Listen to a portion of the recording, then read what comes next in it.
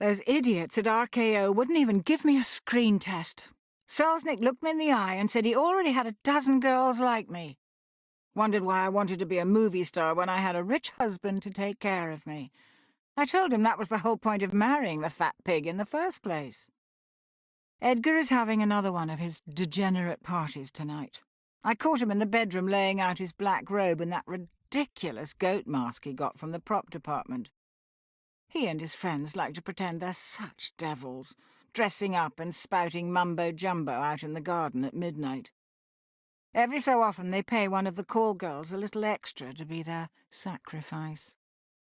I'd tell them all what fools they are, but half of them work for the studios, and the rest are some of the most powerful men in the city. If Edgar can't make me a star, maybe one of them will.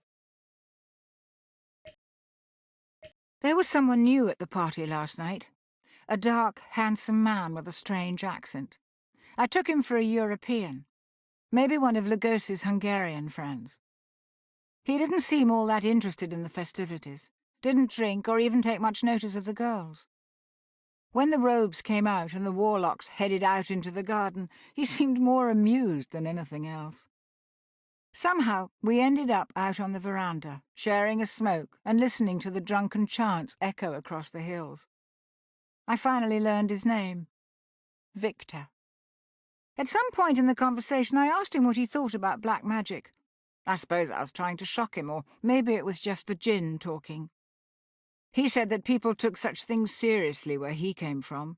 There were all sorts of stories about those who sold their soul in exchange for wealth, power, and fame. I laughed in his face, told him I didn't believe a word. He said it didn't matter what I believed, only what I wanted, and what I was willing to do in order to get it. I had my first screen test today. MGM called, out of the blue, and asked me to come read for a part opposite James Cagney. I barely remember how it went. I think I stumbled over most of my lines, but no one cared. They loved me. Every single person on that lot hung on my every word. It all happened just as Victor said it would. I've learnt so much over the last few months. I didn't want to believe at first, but Victor has shown me time and again. At every moment of every day, we are surrounded by hidden forces beyond our darkest dreams. They watch, and they listen, and if we call to them with the proper words at the proper times, they will respond. And if we give them the gifts they crave, they offer gifts in return. Victor has shown me the ritual. I know all the words by heart. All we need is a sacrifice. None of Edgar's tramps will do. But the maid has a daughter that might do nicely. The feel of the knife in my hand, the words of the ritual echoing across the ballroom, the crash of thunder and the screams of the sacrifice. It's been a month, but every detail is still etched in my mind, as though it happened only last night. I called, and Malak answered. He listened to my plea and tried to bargain with me as Victor said he would. There I was, knife in hand, dickering with a demon, while a girl's blood soaked into my slippers. Finally we came to an arrangement. 7 years and a day.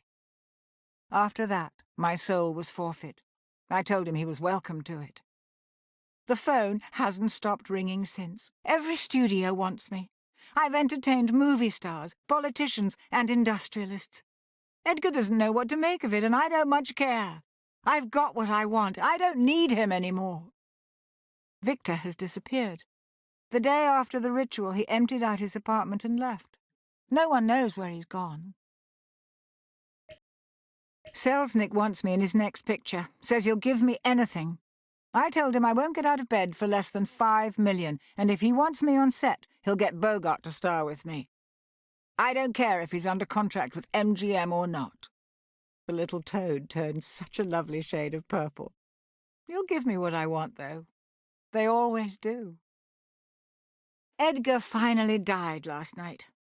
It took 6 long months, and I don't know how much arsenic. Rat poison would have been quicker, but the police might have noticed.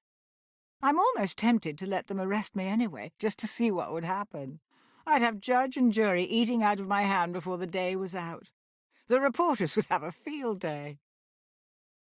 Finally, a breakthrough in the search. There are rumours of a ring called the Riddle of Heaven, somewhere in China or possibly Tibet. It could be the answer I've been looking for. All I have to do is find it. Edgar's considerable fortune should help. I dread the sound of the clock striking the hour. I leap from my chair at the sound of every car passing on the street outside. How long does it take to carry a package from the port of Los Angeles to here? It's intolerable. I thought 7 years and a day were more than enough. Now I only have a few hours left. Is this what a condemned man feels like? Oh, surely not. I have everything I need all laid out, ready to go, all except for the ring. I should have had it months ago, but it's been one delay after another. It's enough to make me think that Malak's hand is in this. The clock chimes. Another car. Yes, it's here. I'll cheat you yet, you devil. Where is this place? I was so tired. The ritual took more out of me than I thought. But how did I end up here in the ballroom? At least, this looks like my ballroom. I've yelled for the maid, called her every name in the book, but she doesn't answer. I can't find the ring either. I've got to find it. There are a number of doors in the ballroom that I don't remember seeing before. I'm going to try them to see where they lead.